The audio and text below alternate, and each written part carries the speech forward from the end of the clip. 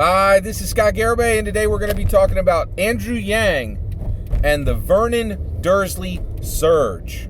All right, so Andrew Yang is low in the polls. He is a long shot, right? It's going to be hard to get Andrew Yang as president of the United States of America. It's absolutely going to happen. We're going to get past the hurdles, right? But things got to happen. Like, we got to make some moves, right? And Andrew Yang really needs to make some moves. So what I'm going to present today is the Vernon Dursley surge, which is a specially crafted opportunity for Andrew Yang to catapult himself in the polls, double or triple his current numbers. I think he's at like 2 or 3%. He'd go to 6 to 9% with this move alone. It's called the Vernon Dursley surge. I, Scott Garibay, a political analyst, I do have a degree in political science, have specially crafted this for Andrew Yang. I hope he uses it. Let me present it to you. I'm going to leave this here for him and his team. All right, let me explain it. All right. So first and foremost, who's Vernon Dursley? Vernon Dursley is a character in Harry Potter. Harry Potter lives with the Dursley family at 4 Privet Drive from 1981 to 1997. Okay? And Vernon Dursley is specifically Harry Potter's guardian.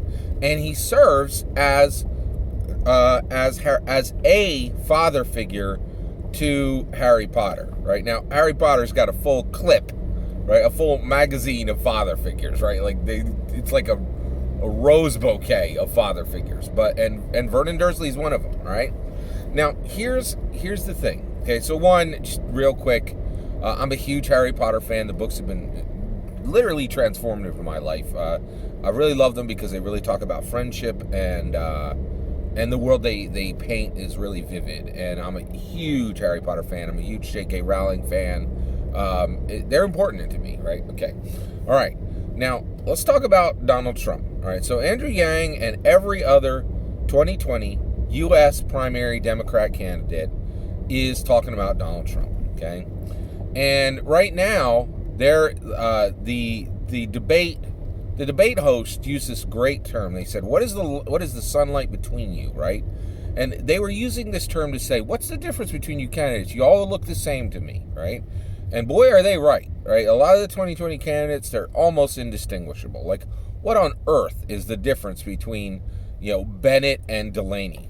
Who knows, right? Like, there's virtually no difference, right? So here's the thing, all right? Andrew Yang has to distinguish himself. He has to win the primary, and he has to grab the mic, right? The media, he's got to control the media. It's absolutely critical, right? Well, the Vernon Dursley surge allows him to do all these things. So here's the kicker, right? So you got Donald Trump, and every 2020 U.S. primary candidate is talking about Donald Trump, and they all say the same thing. They all say Donald Trump is a monster, right? And they all try to outdo each other by insulting and tearing Donald Trump apart and defining him as a monster, okay? Now, in Harry Potter terms, right, every 2020 U.S. primary Democrat candidate is saying Donald Trump is Voldemort, right? And they're like, oh, he eats babies. He's like, actually, they paint him as a monster, right? And in the Harry Potter world, Voldemort is the full-on villain, and Voldemort owns his villainy fully, right? And more, the SNL and the Democrat primary candidates, they all want to paint Donald Trump as a monster, right? But there's a problem with this, right? So, and the reason why is Donald Trump isn't a monster, right? And when Democrats come out and they say he's a monster, there is so much loss in doing this. Okay, so here's the problem, right? So one, Donald Trump, I think he accomplished exactly what he was hoping to accomplish. He's made America great again. He has delivered what he promised, right? Gas is ridiculously low, and unemployment is ridiculously low, and in addition to that, for his base, he delivered two Supreme Court justices, right? Donald Trump delivered on his promise to make America great again to his base, right? And the Democrats can debate all they want if America's great again, right? But the reality is Donald Trump delivered, right? And here's the kicker. He didn't just deliver for rich people. He delivered. I'm upper middle class, right? And I got a ton from Donald Trump, right? Like I am the low gas prices helps me every single day. The job market helps me every single day. I have made money. I have absolutely surged forward under the Donald Trump reign, right? I didn't vote for him. I'm trying to get him unelected, right? So, but I can't ignore that, right? The other issue is for poor people in America who are poor, they have been incredibly helped by Donald Trump, right? The low gas price thing helps, and it makes every single thing cheaper. Every single thing. The tariff issues, right? All of these other things, they give very distinct benefits to poor people. Things that poor people like. So when the Dems come and they say Donald Trump is a monster, it doesn't fit with most Americans' reality, right? They're like, and it makes them ask really, really uncomfortable questions, right? Like, oh my gosh, if the Democrats are right and he's a monster, but I'm doing better and the whole country is doing better, then maybe we can always have a monster in the presidency. Maybe we should always have, someone who's pretty horrible in the presidency. And you're like, no. That's not the lesson you should be walking away with here. But it's the lesson that Dems are teaching. And the reason why is Dems really, on the right, they had this whole meme. And many of the right really used the conservatives, the Republicans. They really used this own the lib, right?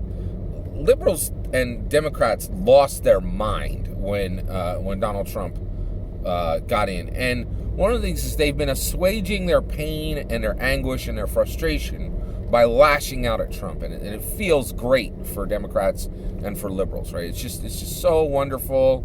And they just get this really shiny feeling and it's great for them, right? But the reality is this ain't cool. You can't do this because it doesn't fit with people's reality. There's a disconnect, right? And with this disconnect, you have people who are like, hey, I just don't see that Trump is this monster that they're painting him to. And he's not. Let's talk about Vernon Dursley. Donald Trump is not Voldemort, right? Voldemort murdered people, did black arts, sacrificed his own people, right? He was just horrible. He was a full-on villain, right? And Donald Trump isn't that. Here's what Donald Trump is. Vernon Dursley, okay? Vernon Dursley was rude. Vernon Dursley was three things. He was prideful, rude, and selfish, right? And that's exactly what Donald Trump is. He is prideful, rude, and selfish, right? And here's the Vernon Dursley surge.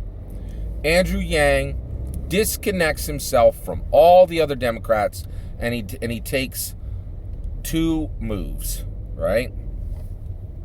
One, he disconnects himself from all the other Democrats, and he begins painting a true picture of Donald Trump as Vernon Dursley and not Voldemort, okay? So every other Democrat continues to lambaste Donald Trump. So every other candidate's going to say the same thing. They're going to say, Donald Trump's an idiot. That is patently false, right? It's ridiculous. Donald Trump's a fascist. Again, I think that's absolutely false. And last, they're going to say Donald Trump is a racist, right? And that one, I think the problem with that one is I think the jury is out on that, right? When smart people fail, they fail for one of three reasons. They fail for ignorance, ineptitude, or interest, right? I think specifically Donald Trump has done acts that used race in a way that gave him self-interest, right?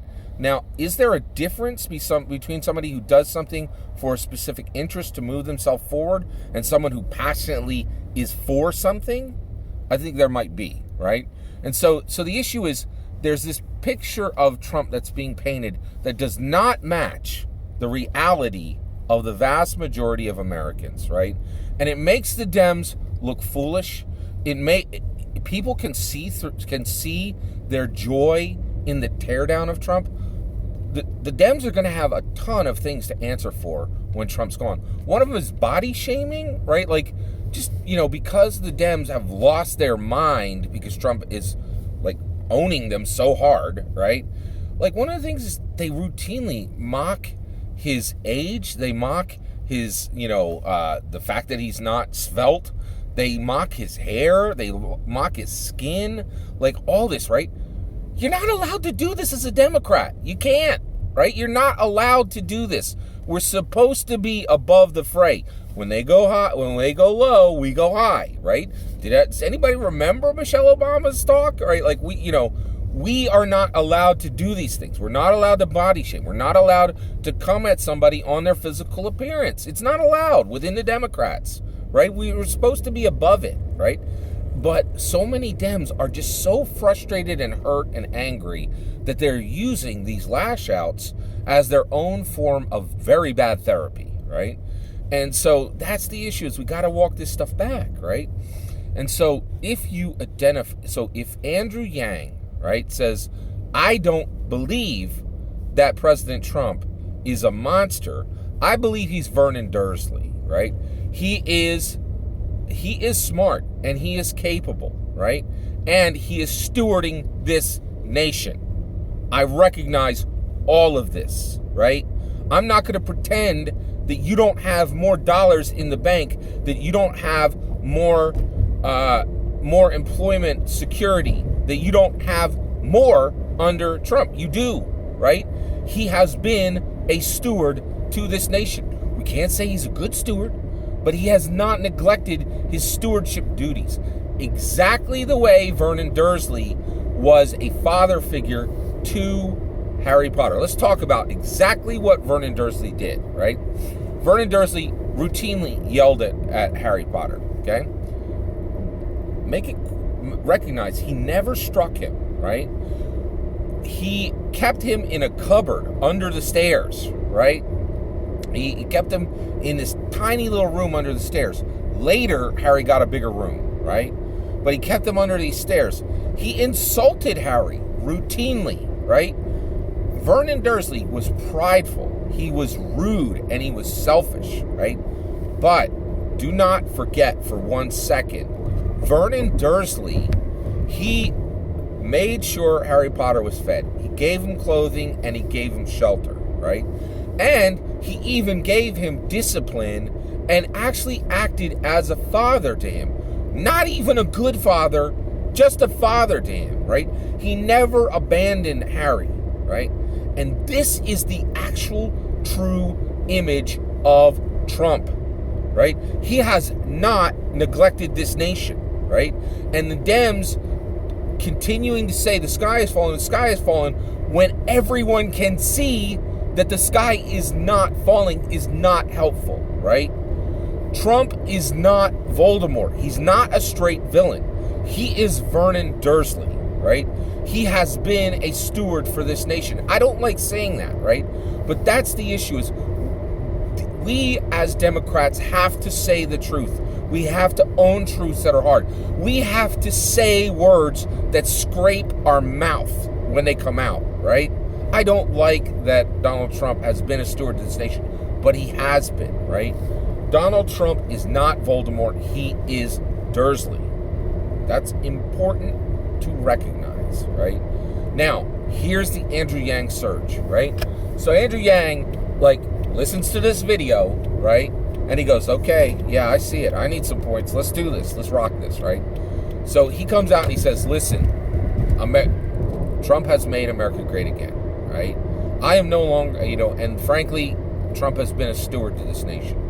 Right there, every camera is going to swirl over and stop listening to Kamala Harris because she used tactile politics against Biden in the last debate, right?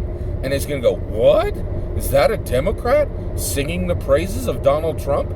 He's not going to be singing the praises. He's just going to be saying the truth, right? Saying, hey, Donald Trump, he was a steward to this nation, and in many ways, he made this nation, he made America great again. Now, this is really important, okay? In order to do this, Andrew Yang has to stop playing the primary game. I think going forward, every single word out of his mouth, Andrew Yang should assume he's already won the primary, because essentially he has, and here's why. Andrew Yang is not going to beat the top contenders. He's not going to beat Elizabeth Warren. He's not going to beat Sanders, and he's not going to beat Joe Biden. And the reason why is they are beating themselves, right? Joe Biden is the very best at this. He's crushing his own campaign, right? Sanders is done, right? He's a lost one time already socialist. He doesn't even need to be beaten, right? Like, America is not going to vote for a socialist, right? It's not going to happen, right? And then Elizabeth Warren. Reality is her political profile is a mirror of Hillary. And anybody who's looking carefully is like, oh my gosh, we can't walk into this wall again, right? So these three candidates, they don't really need to be beat. Andrew Yang needs to distinguish himself and remain standing.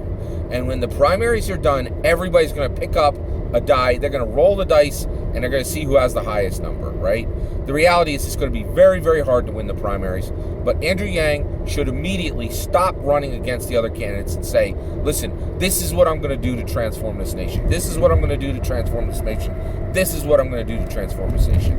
And he should use the Vernon Dursley surge to surge forward and say, I am not like every other Democrat. I'm not going to lie to you about Trump. I'm not going to paint him as a monster, because he's not a monster. He has been a steward to this nation, and he has done things to make America great again, right?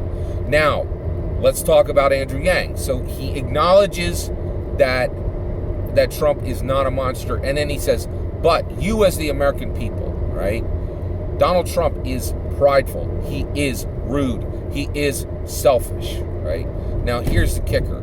I, Andrew Yang, this is the mode he should kick into, am humble, I am civil, and I have a measure of selflessness.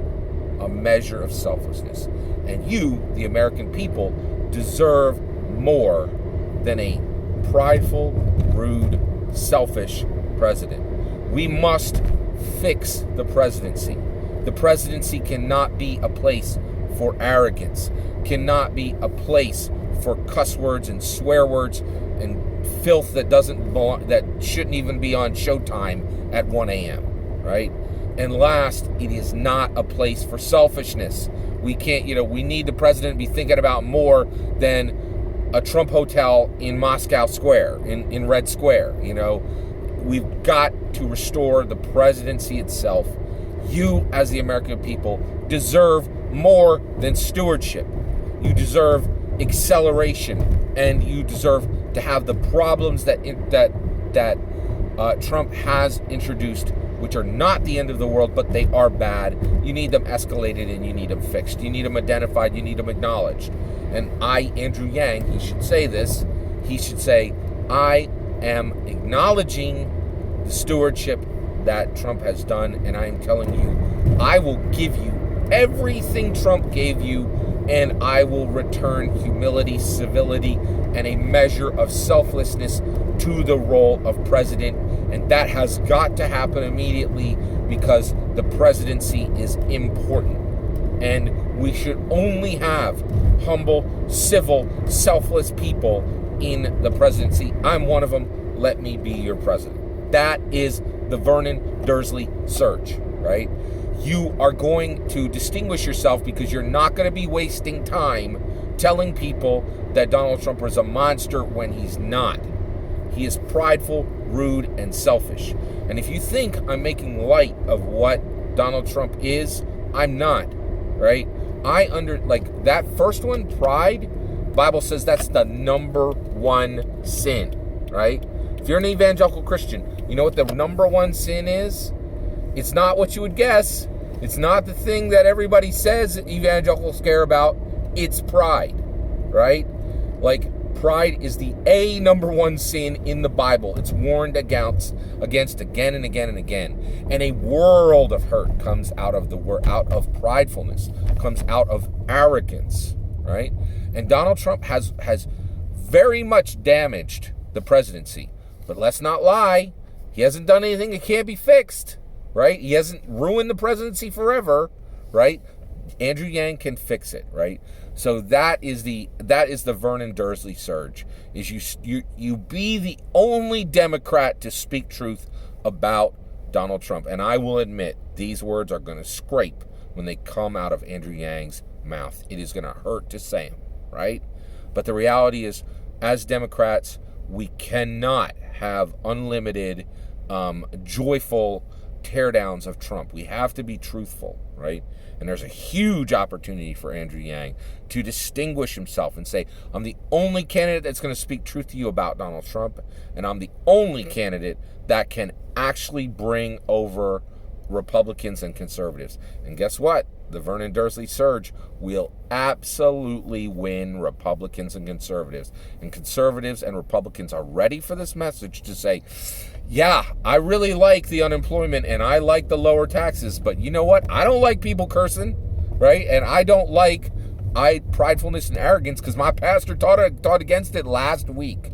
And you know what? I do remember that it says in the Bible I'm supposed to be selfless.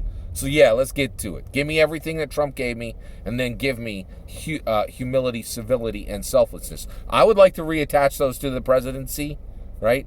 That is a real surge. That is a real tactic. That is real distinction, right? That is the Vernon Dursley surge, and Andrew Yang should put it into play tomorrow. That's my opinion. I'd love to hear your opinion. Let me know in the comments below. Please consider liking and subscribing, and have a wonderful millennium.